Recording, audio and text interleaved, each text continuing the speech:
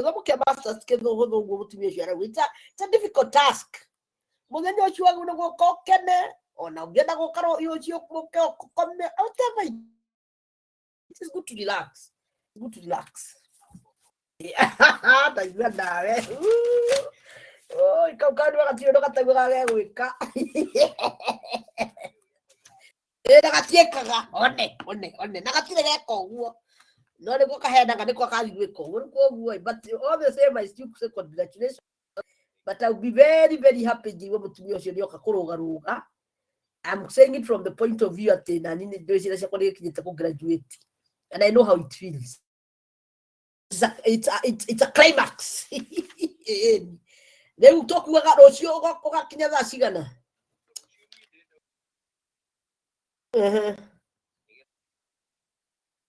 Yes. Ndakwĩra atĩrĩ nĩ ũndũ wa bata atumia nĩ mamũgana atumia ti marĩa mothe mamiguageragia gũcenjio karama nditiwe atĩrĩrĩ tiwe. I am talking in general. Ina indi ciarĩte Kamau nakĩrĩ nĩakĩhikanĩtie na iroti nĩ marĩa ndageragia kũmwĩra ndarangĩka ari mamwe nĩekaga twaiguithania nawe kwa andũ acio marĩ ũndũ magĩkaga tondũ kwĩ maũndũ maingĩ tũgeragia tũkaremwo nĩmahotaga kũgarũrania. So by 10 o'clock you'll be Nairobi. Rĩu ũrona ingĩkũnengerera kũ?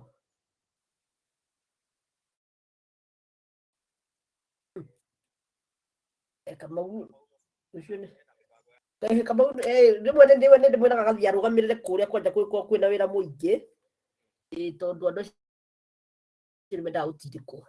But either way ingĩmenya your plans I will slot in myself. Rũciũ ndirĩ na kĩrathi, so it's either I can slot in myself or I can send you. But gũkorwo na thĩna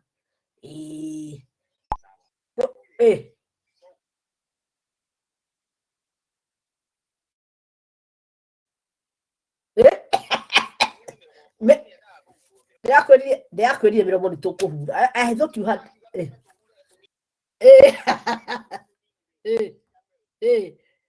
icio nĩ tũnini ndũngĩcama, icio nĩ ciathirire tene.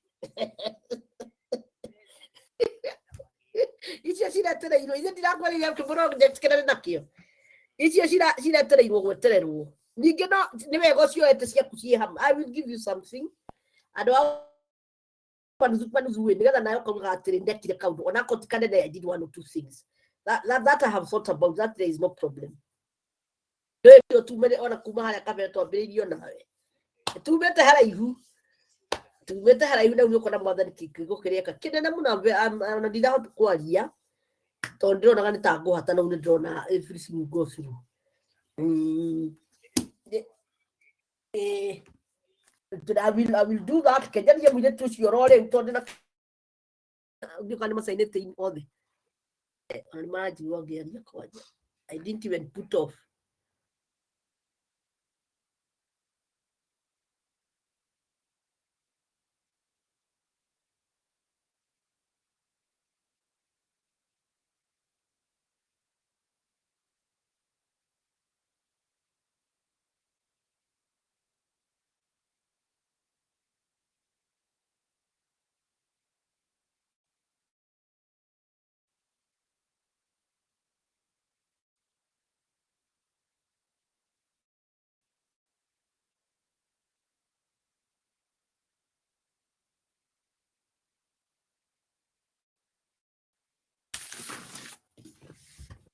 Oh, good morning. Sorry, I forgot to put off my microphone.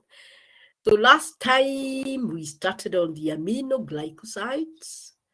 So you are not at identification.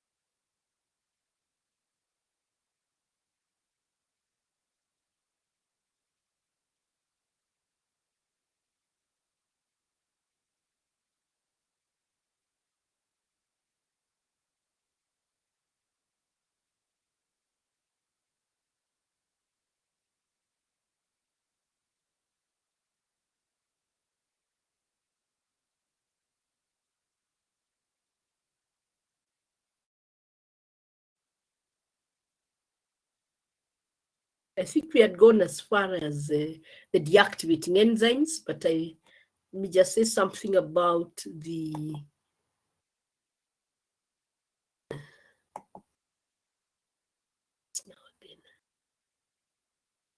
spectnomycin. I think we had discussed it, but since a certain student raised the issue, that we had discussed I think we had discussed spectinomycin, a bit different from the other aminoglycosides, even in its type of aminoside inositol, that if you look at it, it has the methyl amino group. And of course, at still position 1,3, it has a methyl amino group, unlike the others that have the deoxystreptamine, and the deoxystreptamine, of course, is having an amino group 1,3 diamino group. So the spectinomycin has the dimethyl amino substituents at position 1,3. Of course, of importance to note, as I said last time, is that it is not really glycosidically linked like the others in the normal way, but it is fused. It is still linked through glycosidic links, but this time through fusion. There is the two molecules, one being the aminos, the other one actually being just a sugar. As you can see, it is plainly, even you can see it's plainly a sugar. It has no amino substituents, and that sugar and the spectinamine, which is the amino inositol, are fused together, still linked through glycosidic linkages, but in a fusion manner. Of course, of importance to note is that this drug is slightly different in that it also has a carbonyl or an oxo group. Unlike the others, where, and I did mention, it is only spectinomycin that has the least number of rings. It has only 2.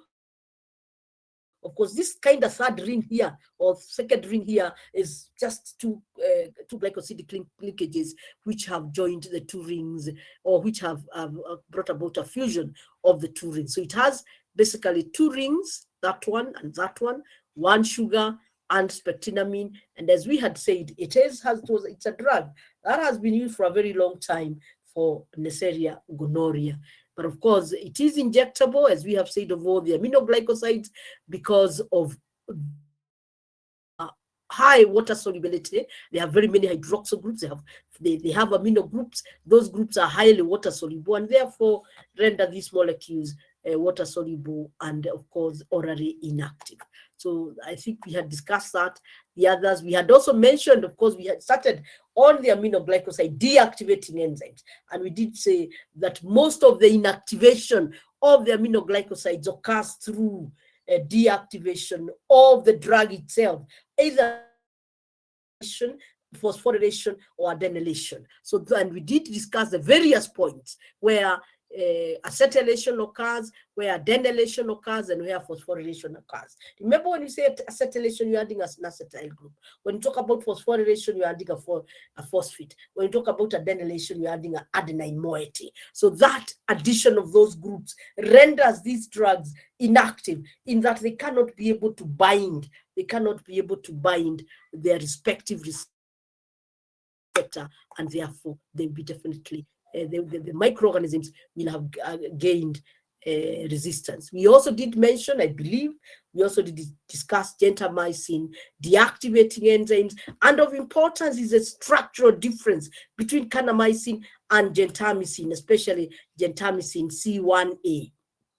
You cannot gentamicin, not C1A, but gentamicin C1. If you look at gentamicin C1, both R1 and R2 are methyl groups, and therefore there is introduction of steric hydrants, and therefore the acetylating enzyme AAC is not able to get to the amino group, and hence that position is stable against the acetylating enzymes. Of other importance, forgot to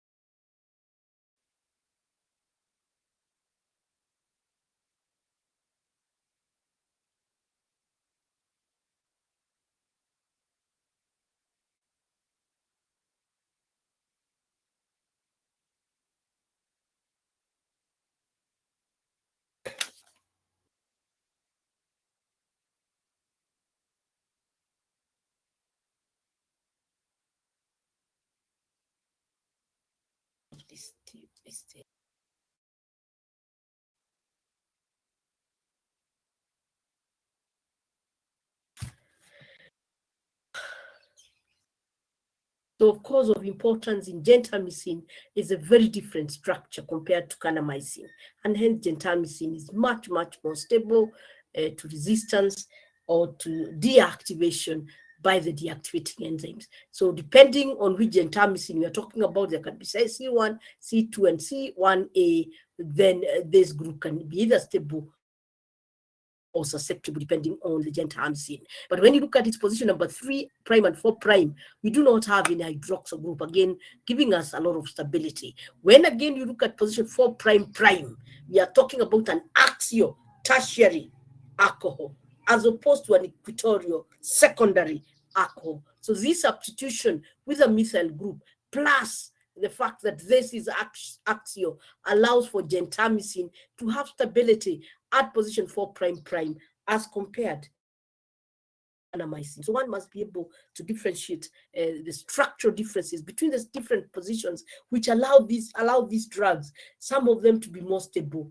than others towards resistance. Again, we did mention kanamycin. You can see those hydroxyl group at 3' and at position 3' and 4'. You can see there is an amino group there, R1, can either be an amino group or a hydroxyl group. When it's an hydroxyl group, like in kanamycin C, then that will not be deactivated.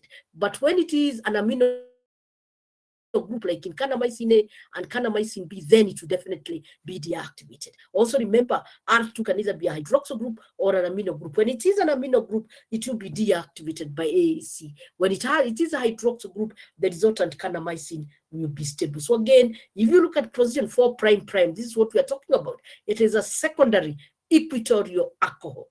It is not substituted. It is a secondary equatorial alcohol, and because of that, it is highly susceptible to ANT. So again, kindly master the different positions, especially those positions that can be readily deactivated by the enzyme. And of course, if you look at now amikacin, it is a derivative of kanamycin A. You can see that's an amino group, that's a hydroxyl group, making that kanamycin A, that can also mean sugar. And the fact that it has the hydroxide butyric derivative at that position, it stabilizes. The drug has stability towards certain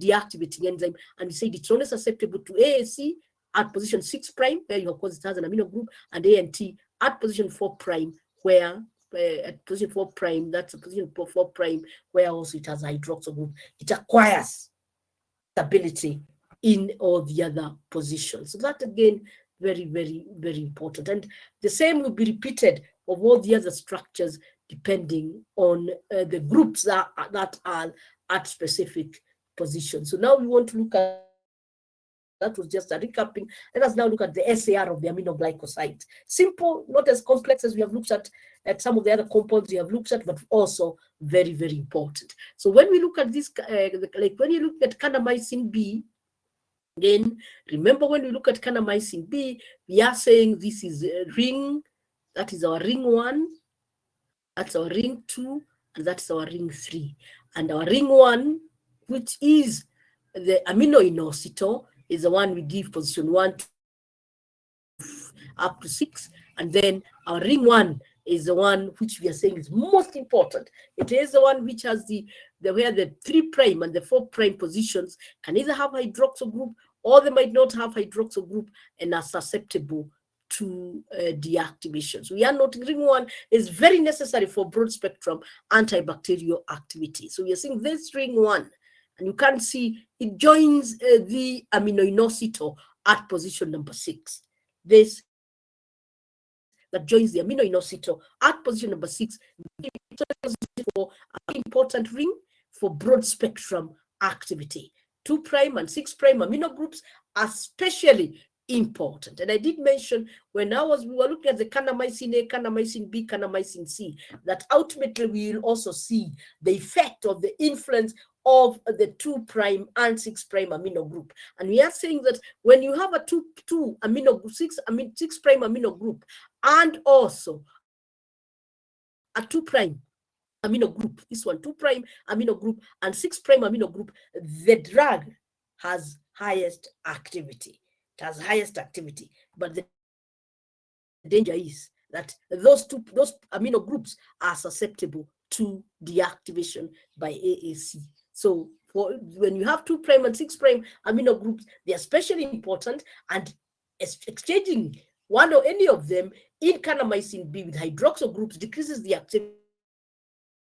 So when you exchange this amino group with the hydroxyl group, or that amino group with the hydroxyl group, you decrease activity. But what do? You increase stability towards resistance. So those two will happen when you change the group. So the drug will have lower potency, but it will have higher stability against the deactivating enzyme. This, again, we had already looked at. It is just showing the areas that are deactivated. So the ring one, very important. And the substituents at position 2' and 6' also very important. When they are like amino groups, as in kanamycin B, you have maximum activity, but highest degree of deactivation. So you do a balance. And that is why the kanamycin A is the one which is clinically used. Kanamycin is one which is clinically used, where you have an amino group at 6', but at 2' you have a hydroxyl group. It has, of course, aspect of high activity, and at the same time acquiring stability because of replacing the amino group at 2' with a hydroxyl group. Ring one, continued methylation of carbon 6' or 6' amino group doesn't alter the antibacterial activity, but increases the resistance against AAC. Again, we have said that if you look at gentamicin, here there is methylation, and again, this gentamicin C1, R1, R2 is methyl group. It does not at all decrease the antibacterial activity. What does it do? It gives us a secondary amino group. And as in gentamicin C1, it gives us steric hydrons or special hydrons, and therefore resistance against AAC. Remember, when you have resistance against a deactivating enzyme, you will increase the activity of that drug. You will increase its duration of activity because of the fact that it will be present for a much, much longer time. That, again, that is very, very important. Again, the second SAR for ring one. Omitting the 3' hydroxyl group and or the 4' hydroxyl group in kanamycin, like in gentamicin. Again, if you do that omission of the 3 hydroxyl group, that is these 3 hydroxyl group and 4' hydroxyl group, and of course that there's an example of gentamicin, of course, doesn't again decrease antibacterial activity, but increases the resistance again against AAC, and therefore that has been shown to be of importance. And we have an example of gentamicin, whereby the 3', there is no 3' hydroxyl group, there's no 4' hydroxyl group. We have the 3 deoxy derivatives and 3', 4' deoxy derivatives, and they have been found, or that derivative, which is example gentamicin, has been found to have very good activity. It is stable to the deactivating enzymes ANT and APH. On ring one, omitting the 3' hydroxyl group and 4' hydroxyl group, and the addition of a double bond between carbon and carbon has the same effect, and that is what we are calling. Remember, I talked about cysomycin and the tiomycin, and the only difference between cysomycin and tiomycin is this group here. In cysomycin, R is an hydrogen. In the tiomycin, R is a C2H5, and that difference, again, the C2H5 in tiomycin, of course, increases steric hydrons. Remember, this group, the amino group, the one amino group, again, is susceptible to AAC deactivation. So when you with a large group like the ethyl group, then again give it stability towards AAC deactivation. In tiomycin or in cysomycin, in place, all that has been done is that you have put a double bond, and that ensures that you do not have a hydroxyl group. If you do not have a hydroxyl group at position 3', again, that drug having stability. It has stability at that point. Again, if you look at this drug at position number 4', you have the axial tertiary alcohol rather than the equatorial secondary alcohol, and therefore that again further increases the stability of natriumycin and cisomycin towards the deactivating enzymes. Again, all I'm trying to say is that when you look at that structure, you can be able, as long as you have known which areas are susceptible to deactivation, then you can be able to discuss or to know the stability of these drugs. Again, if you look at this drug at position 6', it has a hydroxyl group, again stability towards AAC, but of course there is susceptibility at position number 2', where it has an amino group. So what I'm saying is that it's not really cramming, it's a matter of knowing which enzyme deactivates which position, and therefore being able to know in that drug which positions will still be deactivated and what kind of stability will the drug have because of structural modification. That is ring. So that is ring 1, and we have given examples. We have given gentamicin, we have given cisomycin and ethylmycin, and of course we have given kanamycin, and you can be able to look at all other drugs. We have also given an example of gentamicin, and you can be able to look at any other of the aminoglycosides to see the structural resemblance with the drugs we have discussed and be able to discuss their stability or their susceptibility to deactivation. Ring 2. So ring 2, so we are looking at amikacin, which we did mention. Amikacin is a derivative of kanamycin A. So we have already discussed our ring 1. So our ring 2 here is our aminoinositol, and of course our aminoinositol, if you're looking at kanamycin, it differs, but it only differs in streptomycin and spectinomycin. Otherwise, all the other drugs have the deoxystreptamine, 2-deoxystreptamine. So ring 2 is flexible towards changes at position number 1. This is our position number 1, and the main change that we have seen is where you get the hydroxybutyric derivative, and once we do that, then we find that the resultant drug amikacin has stability towards quite a number of enzymes. So you see it's flexible towards 1-NH2. In kanamycin can be acylated. You can see this is an acyl group, acylated, and then bacterial activity remains almost unchanged, but the resistance against deactivating enzymes is highly increased. Again, when you have the same spectrum of activity, you do not negatively influence the spectrum of activity, but you will definitely influence the potency. You will definitely influence the potency, because more often than not, the potency of these drugs also is dependent on the concentration of the drug that is established within a very short time. If a drug is stable, to deactivation, then that means the molecule will remain and it will reach very high concentrations, and it will be able to inhibit the offending microorganism. So that again is ring 2 at position number 1, highly susceptible to AAC. But once you structure modify, as we have already discussed, we get amikacin, that resultant drug is given better stability towards quite a number of deactivating enzymes. So as ring 2 again continued, 1 amino group ethylation, and we did mention here this is a 1 amino group. In cisomycin, R is a hydrogen. In ethylmycin, R is an ethyl group. So once you do ethylation against special hydrons or steric hydrons, and the drug, of course, is stable to enzymatic deactivation, especially AAC. It saves the antibacterial activity, increases the enzymatic resistance of natriumycin towards AAC. And ring 3, these ones are less sensitive to modification. You can have the 2' deoxygentamicins are less active than the 2' hydroxyl ones, but the 2' amino derivatives are very active. So we are seeing that the deoxy ones are less active. So having a hydroxyl group at position 2', of course, again, more active, but susceptibility. Remember, we did say the 2' position, the hydroxyl group, it will be susceptible to both APH and ANT. So again, the presence of the hydroxyl group at that position gives that drug higher activity, but higher susceptibility to deactivation. If you put an amino group, the amino group has no susceptibility to deactivation, and therefore we are saying the amino derivatives are even more active. 3' amino group can be either primary primary group here does not have it can be a primary group, it can be an amino group with good retention of activity. Let us remember the 4' hydroxyl group can be axial or equatorial.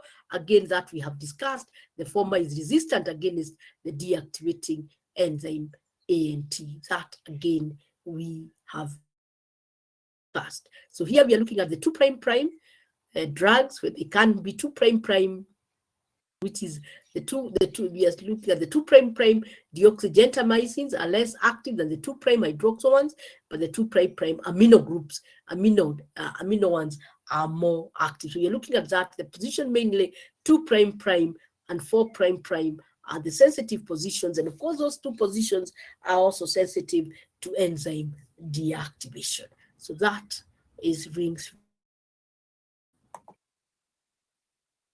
and I think that is the much of the SAR I have for the aminoglycosides, but I will mention later when I come to discuss streptomycin, because I'm going to discuss streptomycin now under antimicrobacterial agents. I will mention the SAR of streptomycin on its own. And of course, these drugs, we have said they are good therapeutic agents, of course, with the major disadvantage of the fact that they must be given parenterally, and they are given parenterally because of their high water solubility. Then the least toxic member in the market is kanamycin A. It is used for the management or treatment of GI infections such as dysentery and also systemic GI bacillus infections. Of course, we will do that, a lot of that in pharmacology. So, of course, we are saying they do have good gram-negative activity. Amikacin, again, is a derivative of kanamycin A. Again, it is used for management of quite a number of infections. We've already mentioned kanamycin. Tobramycin, of course, let us note that all these drugs are naturally occurring. They are naturally occurring drugs, with the exception of amikacin, which is a semi-synthetic derivative of kanamycin A. All the others that we have looked at are actually naturally occurring. The other point I would want us to know that we do have an incompatibility between aminoglycosides and the beta-lactam antibiotics. And of course, incompatibility is what happens outside the body. When you talk about drug interactions, we consider them to be in vivo. In vitro, we can talk about incompatibilities, where if you look at the aminoglycosides, or if you look at the aminoglycosides, they do have an amino group. They do have a free amino group, not more than one. And therefore, the free amino group, remember, it's a very potent nucleophile.